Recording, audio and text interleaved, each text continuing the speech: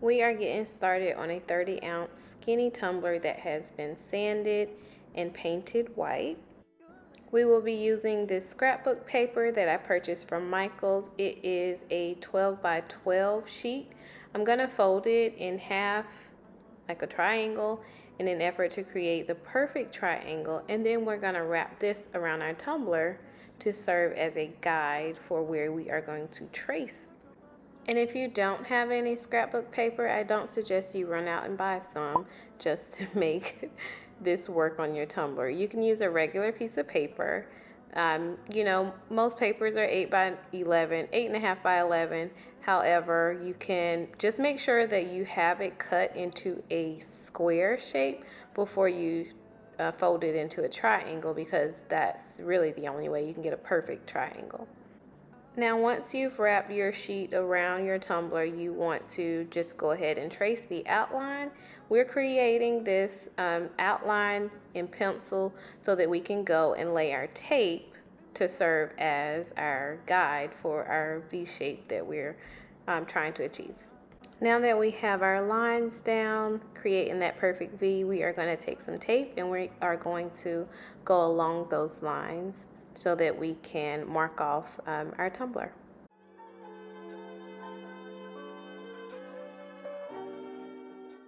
After you have your middle V perfectly taped off, you're going to go in and paint your other two sections. I'm going to start with this teal color, and I am using apple barrel acrylic paint in the color Tuscan Teal. I purchased this color from Walmart.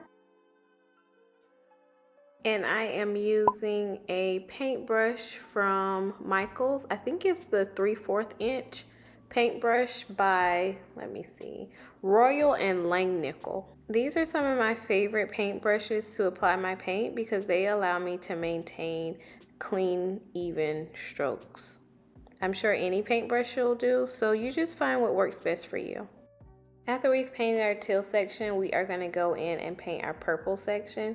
I'm going to start with my lavender color down here, and the brand of the purple paints that I'll be using is by Craftsmart. They were purchased at Michael's. So I'm going to go with the darker purple up at the top, and I'm going to kind of blend it in between because I kind of want an ombre situation going on in my purple section. So same thing, we're going to smooth it out. We're going to try to get some pretty even coverage. So after our paint is dry, we are going to come and apply our glitter using the epoxy method.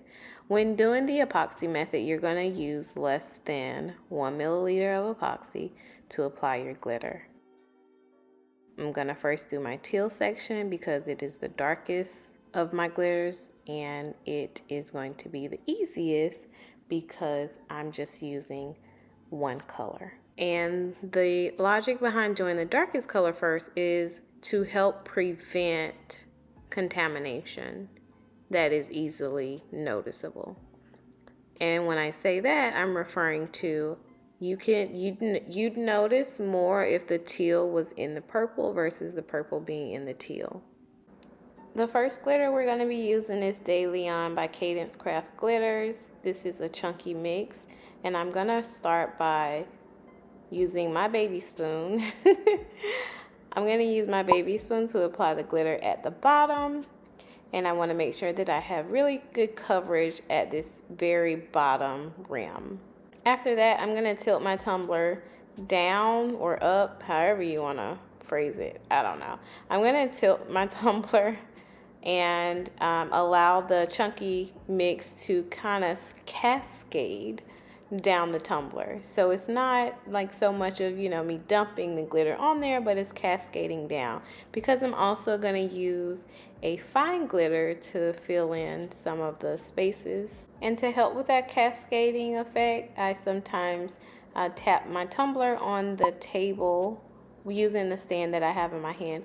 I'll tap the tumbler on the table to get the glitter to come down a little bit more. And this is what it looks like once I finish doing as much of the chunky as I'm going to do. Once we've completed laying our chunky glitter, we are going to come in with Hello Tiffany from Glitter Chimp Glitters.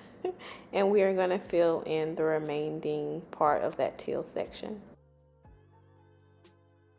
I like to avoid putting chunky on the very bottom of my tumblers if at all possible, just so that it'll be easier when it comes to epoxying the tumblers.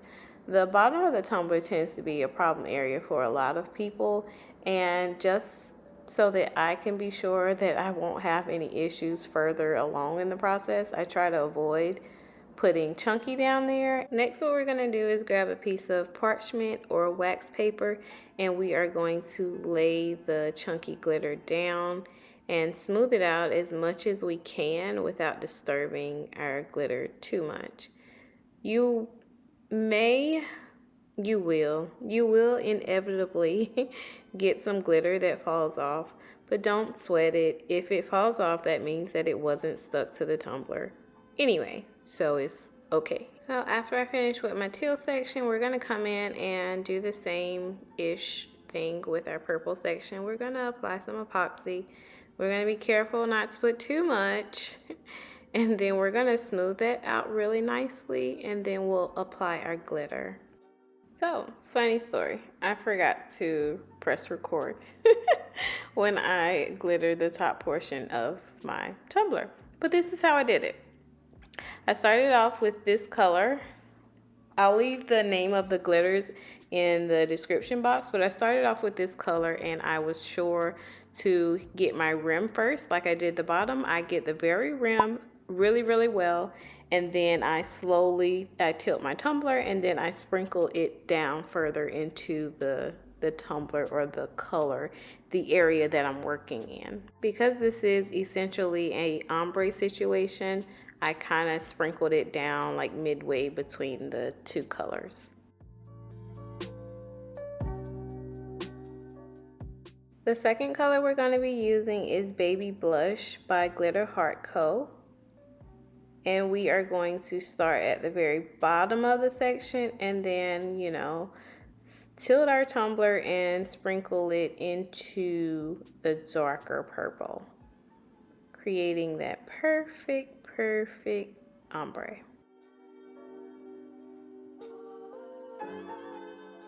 After we finish glittering our two sections, we are going to go ahead and remove our tape. We don't want to wait too long because once that epoxy starts to cure while that tape is on there, it's gonna be very difficult to remove the tape. Some people like to wait about 45 minutes to an hour before they remove the tape, but I like to remove mine immediately because the way my memory is set up, I forget every time. I've even set a timer. It's gone off, and I will say, oh, I'm gonna get it in a second, and then I forget. So I go ahead and remove my tape right away because why not? I haven't had any issues doing it this way.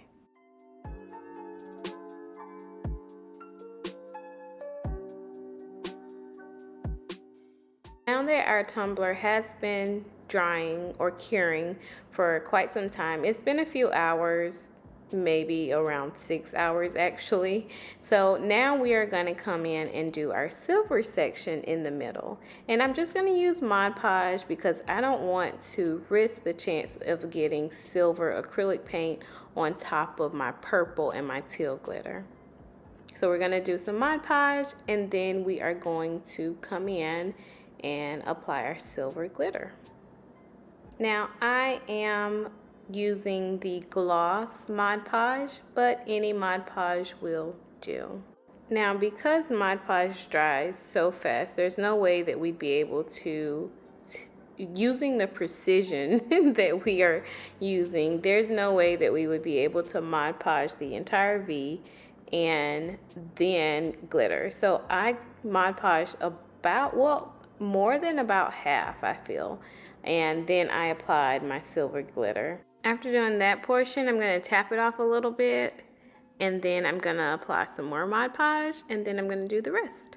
After we apply our Mod Podge, we are going to come in with our glitter. And by the way, the name of the glitter that we are currently using is Crystal Lake by Kadunce Krafts. It's absolutely beautiful holographic silver glitter. And I already know that I'm going to end up doing a second coat, at least a second coat of this glitter. So I'm not too overly concerned about getting full coverage at this point. So there will be some white spots when we are done. But like I said, I already know that I'm going to come in with a second coat. So it's okay. I'd rather have missing spots than have my silver glitter all in my other sections. So we're going to give that a good 30 minutes to dry, and after it's dry, we're going to come in with our hard bristle brush to knock off all the extra glitter. And I go ahead and do it in all of the sections at this point because I know everything is dry. Next, we're going to come in and apply our Mod Podge to our silver area so that we can do a second coat of glitter here. With our second coat of Mod Podge, we have more work time because our Mod Podge is now soaking in the glitter and it's not just on a smooth surface. It's soaking in the glitter, so it's sitting there, and it's going to take longer for it to dry so that we can use our Mod Podge on the entire section this time and then work in and then apply our glitter. Now here's what I like to do. I like to do my Mod Podge like in the center of the line. I do that first, and then towards the end, or once I've gotten coverage on most of the V, then I'll come back and do like the lines, like the line that meets the purple and the edge of the line that meets the teal. So that's what I usually do so that I can make sure that I am getting coverage in that area, because that is the area that I'm most afraid of, because I don't want to cut out the lines, you know what I mean? So yeah, that's just a good tip that I use when I'm doing my second layer of glitter. Now once we've got that completely covered with Mod Podge, we are going to come in with our glitter. You guys, friendly reminder, if you haven't already, go ahead and like this video. And if you enjoy seeing content like this, be sure to subscribe to my channel and turn on your notification bell so that you can be notified every time I post a new video. After letting my second layer of glitter dry for at least 2 hours, I came back in with a hard bristle brush and knocked off the extra glitter. Immediately after, I went out to spray my tumbler with Rust-Oleum 2x semi-gloss clear spray paint. I did a very generous coat, which probably was equivalent to about 2 to 3 light coats. So after a couple hours of dry time, I was ready for my first coat of epoxy. For this 30-ounce skinny, I typically mix about 40 ounces of epoxy. We are using my favorite epoxy from Counterculture DIY. This is the medium viscosity.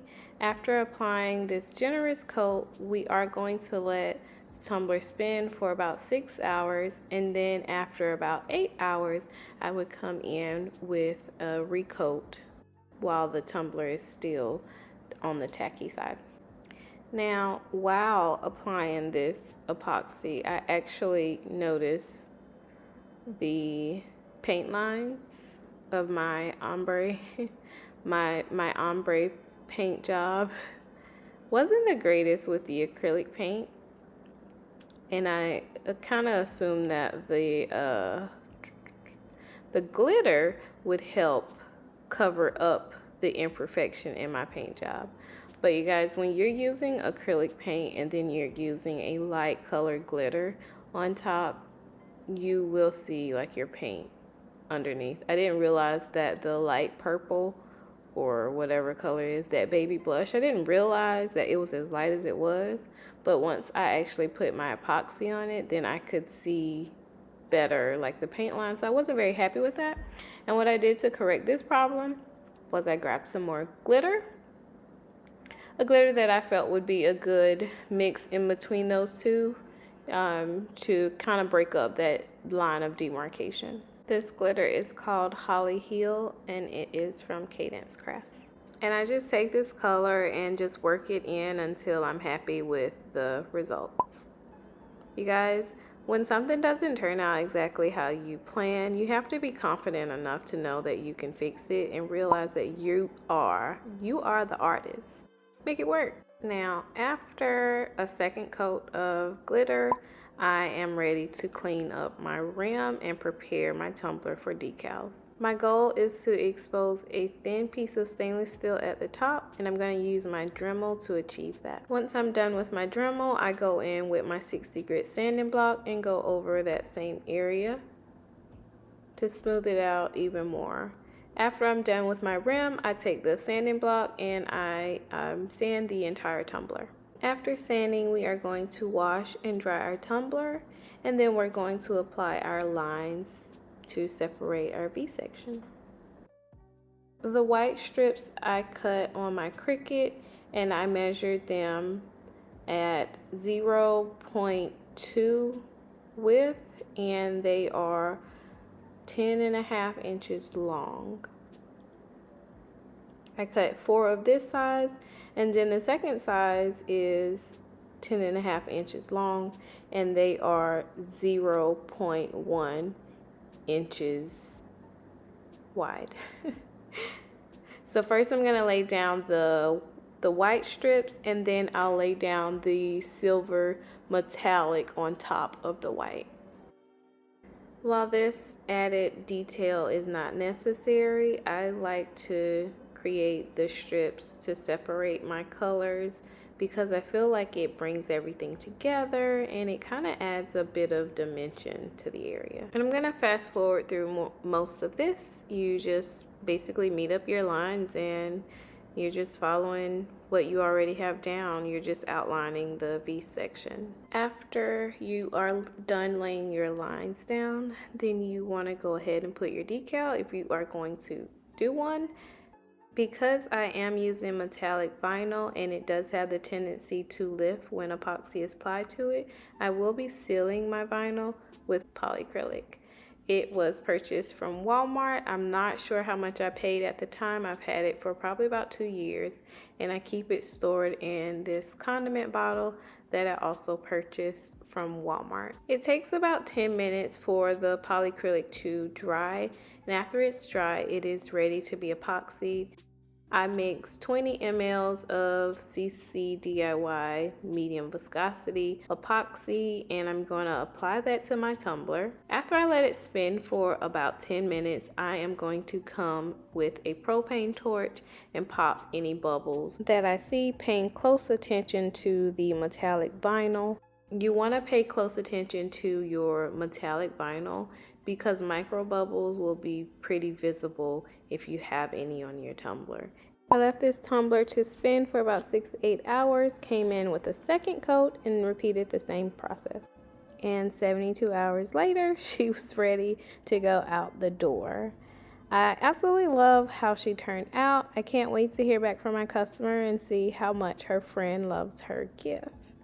If you have any questions, be sure to comment down below. If you haven't already, go ahead and subscribe to my channel, like this video, and turn on your notifications. Until next time, bye-bye.